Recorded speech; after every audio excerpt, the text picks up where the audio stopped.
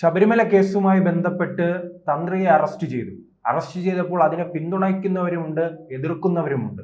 ഇനി എങ്ങനെയായിരിക്കും അന്വേഷണം മുന്നോട്ട് പോവുക? ശബരിമല തന്ത്രിയെ അറസ്റ്റ് ചെയ്തത് തന്ത്രപരമായ ഒരു നീക്കമാണ്. കാരണം കേസ് അധികം മുന്നോട്ട് പോകാതെ തന്ത്രിയിലേക്ക് ഒതുക്കാനുള്ള ഒരു ശ്രമമാണെന്നാണ് പൊതുവെ വിശ്വസിക്കപ്പെടുന്നത്. കാരണം ഈ ശബരിമലയിലെ വാതിൽപ്പാളികൾ വിഗ്രഹങ്ങളുമൊക്കെ അടിച്ചു മാറ്റുന്നത് അത് ദേവസ്വം ബോർഡിൻ്റെ അനുവാദത്തോടു കൂടിയാണ്. അതേപോലെ അത് ദേവസ്വം കമ്മീഷണർ, ദേവസ്വം സെക്രട്ടറിയെ അറിയിച്ചിരിക്കണം, ദേവസ്വം മന്ത്രിയെ അറിയിക്കണം. ഇവരെയൊക്കെ അറിയിച്ചിട്ടായിരിക്കണം ഇത് അടിച്ചു മാറ്റിയിട്ടുള്ളത്. അപ്പോൾ ഇത് തന്ത്രിയിലേക്ക് ഒതുക്കുന്നത് വളരെ തന്ത്രപൂർവ്വമായിട്ടുള്ള ഒരു നീക്കമായിട്ടാണ് പൊതുവെ കേരളം കാണുന്നത്. അല്ല, അങ്ങനെ പറയുമ്പോഴും ദേവസ്വം ബോർഡിന്റെ പ്രസിഡന്റും വാസുവും അടക്കമുള്ളവർ ജയിലിലാണ്. അതെ, തീർച്ചയായിട്ടും അവർ ജയിലിലാണ്. അവർ ജയിലിൽ കിടക്കേണ്ടവർ തന്നെയാണ്. കാരണം ഇതിന് പ്രധാനപ്പെട്ട നേതൃത്വം കൊടുത്തത് അവരൊക്കെ തന്നെയാണല്ലോ. അപ്പോൾ തീർച്ചയായിട്ടും അവർ ജയിലിൽ പോകേണ്ടതാണ്. അവർക്ക് ജാമ്യം കിട്ടാനുള്ള സാധ്യത കുറവാണ്. കാരണം ഇവരുടെ ഉത്തരവാദിത്വം വളരെ വ്യക്തമാണ്. ദേവസ്വം ബോർഡിൻ്റെ മിനിറ്റ്സിലെല്ലാം ഇത് വളരെ കൃത്യമായിട്ട് പറയുന്നുണ്ട്. സ്വർണം വെട്ടിയിട്ട് ചെമ്പാക്കിയിട്ടുണ്ട് അവർ. അപ്പോൾ ഇവരുടെ എല്ലാ ഉത്തരവാദിത്വം വളരെ വ്യക്തമാണ്. അപ്പോൾ അതുകൊണ്ട് അവർ ജയിലിൽ തന്നെ കിടക്കേണ്ടതാണ്.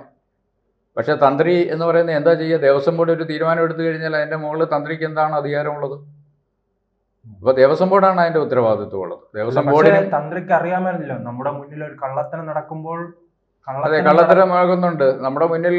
ഞാനാണ് ഇപ്പം തന്ത്രിയായിട്ട് ഇരിക്കുന്നതെങ്കിൽ ദേവസ്വം ബോർഡും ദേവസ്വം മന്ത്രിയും ദേവസ്വം സെക്രട്ടറിയൊക്കെ ഒരു തീരുമാനം എടുത്തു കഴിയുമ്പോൾ അതിൻ്റെ മുകളിൽ ഞാൻ എന്താ ചെയ്യുക? ഒരു തന്ത്രിയെ എന്ന് പറയുമ്പോൾ അയാളുടെ അധികാരം എന്ന് പറഞ്ഞാൽ എന്താണ്? ലിമിറ്റഡാണ്. ആ ലിമിറ്റഡായിട്ടുള്ള അധികാരം അയാൾ കൊടുത്തിട്ടുണ്ടോ? തന്ത്രി അടുത്ത് ചോദിച്ച് റെക്കോർഡിക്കലായിട്ട് അത് എഴുതി വാങ്ങിച്ചിട്ടുണ്ടോ? അങ്ങനെയുള്ള റെക്കോർഡുകളൊന്നും ഇല്ല എന്നാണ് ഞാൻ മനസ്സിലാക്കിയിട്ടുള്ളത്. അല്ല, അപ്പോൾ പറഞ്ഞു വരുന്നത് ദേവസ്വം ബോർഡ് എന്ന് പറയുമ്പോൾ രാഷ്ട്രീയ നിയമനങ്ങളാണല്ലോ. ചില രാഷ്ട്രീയക്കാരെ സംരക്ഷിക്കാൻ വേണ്ടി തന്ത്രി ഇരയാക്കുന്നു എന്നാണ് ഉദ്ദേശിക്കുന്നത്.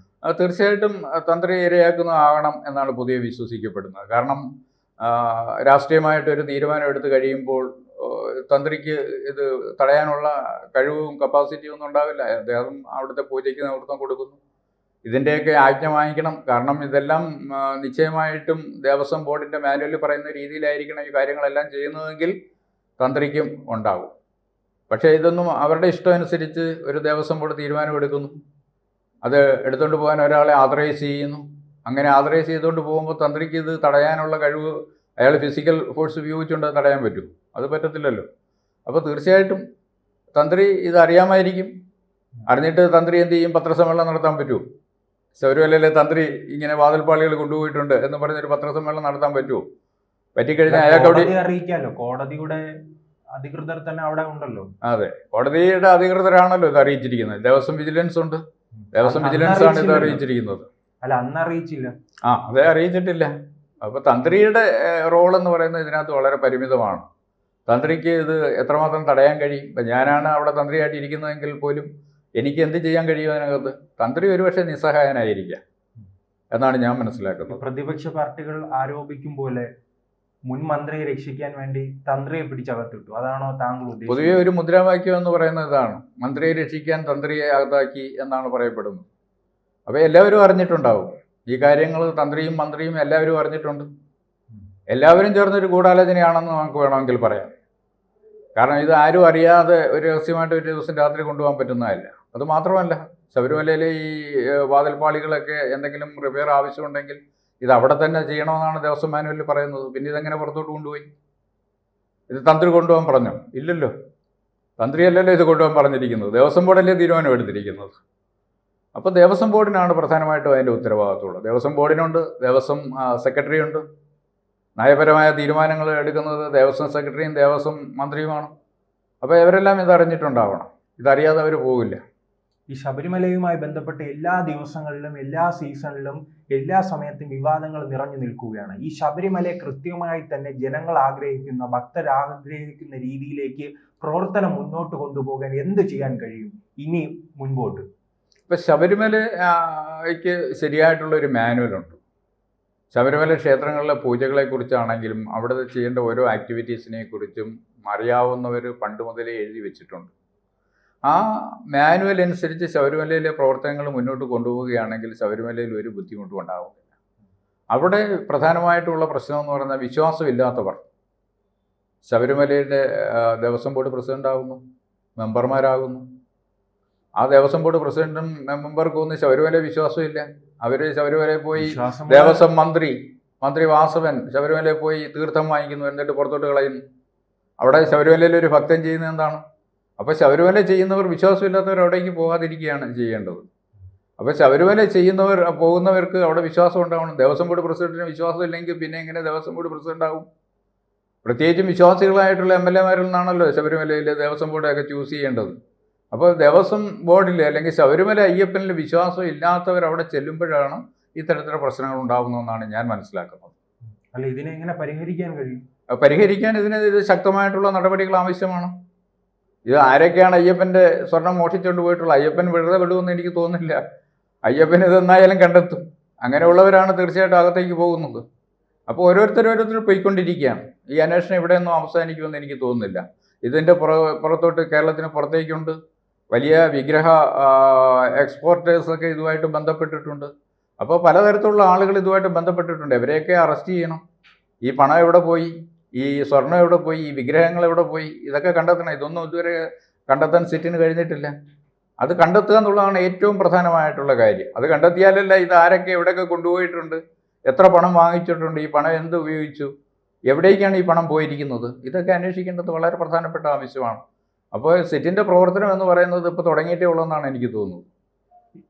അതോടൊപ്പം തന്നെ ഈ പ്രതിപക്ഷ പാർട്ടികൾ ആവശ്യപ്പെടുന്നതാണ് ഈ അന്വേഷണം. ഇപ്പോൾ അന്വേഷണ സംഘത്തിന് ഒരു പരിധിയുണ്ട്, ആ പരിധിക്ക് പുറത്ത് പോകാൻ കഴിയില്ല. അതുകൊണ്ട് കേന്ദ്ര ഏജൻസികൾ അന്വേഷിച്ചാൽ മാത്രമേ ഇതിലെ കൃത്യമായ വിവരങ്ങൾ പുറത്തു വരികയുള്ളൂ എന്ന് പറയുന്നതിൽ എന്തെങ്കിലും വാസ്തവമുണ്ടോ? തീർച്ചയായിട്ടും അതിനകത്ത് സംസ്ഥാന ആഭ്യന്തര വകുപ്പിൻ്റെ കീഴിലുള്ള ഒരു ടീമാണ് ഇപ്പോൾ അന്വേഷിക്കുന്നത്. അത് കോടതിയുടെ സൂപ്പർവിഷൻ ഉണ്ടെന്നുള്ളതാണ് നമുക്ക് ഏറെ ആശ്വാസമായിട്ടുള്ളത്. അതുകൊണ്ടാണ് അന്വേഷണം എവിടെയെങ്കിലും എത്തിയിട്ടുള്ളത്. ഹൈക്കോടതിയുടെ സൂപ്പർവിഷനിലായിരുന്നു ഈ അന്വേഷണം എവിടെയെങ്കിലും എത്തത്തിൽ ഒരു പോറ്റിയിൽ മാത്രം ഒതുങ്ങി പോറ്റിയത് മോട്ടിച്ചുകൊണ്ട് പോയി എന്ന് മാത്രമേ ആളുകൾ വിശ്വസിക്കുകയുള്ളൂ, അത് മാത്രമേ പ്രചരിപ്പിക്കുകയുള്ളൂ. ഈ പോറ്റി എന്നൊക്കെ പറയുന്നത് ഇതിൻ്റെ വെറും ഒരു ചെറിയ കണ്ണികൾ മാത്രമാണ്. അതിൻ്റെ യഥാർത്ഥ അതിൻ്റെ പുറകിലുള്ള ശക്തി ആരാണെന്ന് കണ്ടെത്തുകയാണ് ഏറ്റവും പ്രധാനമായിട്ടുള്ളത്. അപ്പോൾ ഇതിന് കേരളത്തിനകത്തുള്ളത് മാത്രമല്ല, കേരളത്തിന് പുറത്തുള്ള ധാരാളം ഏജൻസിയിൽ ഇത് ഇൻവോൾവ് ആയിട്ടുണ്ട്. ഇതിൻ്റെ പണം ആരൊക്കെ പറ്റിയിട്ടുണ്ടെന്നുണ്ട്. ഇതിനകത്ത് മണി ലാൻഡറിങ് നടന്നിട്ടുണ്ടാവും. അപ്പോൾ ഇൻ്റർനാഷണൽ ആയിട്ടുള്ള ഏജൻസികൾ ഇതിനകത്ത് ഇൻവോൾവ് ആയിട്ടുണ്ടാവും. അപ്പോൾ ഇതൊക്കെ കണ്ടെത്തണമെങ്കിൽ CBI അന്വേഷണം അത്യാവശ്യമാണ്. അപ്പോൾ CBI അന്വേഷണം അതും ഹൈക്കോടതിയുടെ നിരീക്ഷണത്തിലായിരിക്കണം. ഹൈക്കോടതിയുടെ നിരീക്ഷണത്തിലുള്ള ഒരു CBI അന്വേഷണത്തിൽ കൊണ്ട് മാത്രമേ നമുക്കിതിൻ്റെ യഥാർത്ഥ വസ്തുതകൾ കണ്ടെത്തുന്നതിനും ഇതിൻ്റെ സ്വർണം എവിടെയെങ്കിലും കേരളത്തിന് പുറത്തേക്ക് പോയിട്ടുണ്ടെങ്കിൽ അല്ലെങ്കിൽ ഇൻ്റർനാഷണൽ തലത്തിലേക്ക് പോയിട്ടുണ്ടെങ്കിൽ അത് കണ്ടെത്തുന്നതിന് കഴിയുള്ളൂ. വേണ്ടി വന്നാൽ ഇൻ്റർപോളിൻ്റെ സഹായവും തേടണം. വിദേശത്തേക്ക് ഇത് പോയിട്ടുണ്ടെങ്കിൽ, ശബരിമലയിലെ വിഗ്രഹങ്ങൾ വിദേശത്തേക്ക് പോയിട്ടുണ്ടെങ്കിൽ, വാതിൽപ്പാളികൾ പുറത്തേക്ക് പോയിട്ടുണ്ടെങ്കിൽ അതിൻ്റെ സ്വർണത്തിനേക്കാൾ എത്രയോ കോടി മൂല്യമാണ് ഇതിനുള്ളത്. അപ്പോൾ അത്തരത്തിലുള്ള ഒരു മൂല്യമുള്ളതാണ്. അപ്പോൾ അതുകൊണ്ട് സിറ്റിൻ്റെ മാത്രം അന്വേഷണം കൊണ്ട് മാത്രം ഇത് തീരുമെന്ന് എനിക്ക് തോന്നുന്നില്ല. ഞാൻ മുൻപ് സൂചിപ്പിച്ചതുപോലെ തന്നെ ശബരിമലയിൽ തുടർച്ചയായി തന്നെ വിവാദങ്ങൾ ഉണ്ടാകും. ഈ വിവാദത്തിന്റെ ലക്ഷ്യം എന്താണ്? ശബരിമല എന്ന തീർത്ഥാടന കേന്ദ്രത്തെ തകർക്കുക എന്നതാണോ ഈ വിവാദങ്ങളുടെ ലക്ഷ്യം? അതോ അവിടെ പൂർണ്ണമായി തന്നെ അവിടുത്തെ പണം മുഴുവൻ അടിച്ചു മാറ്റി രക്ഷപ്പെടുക?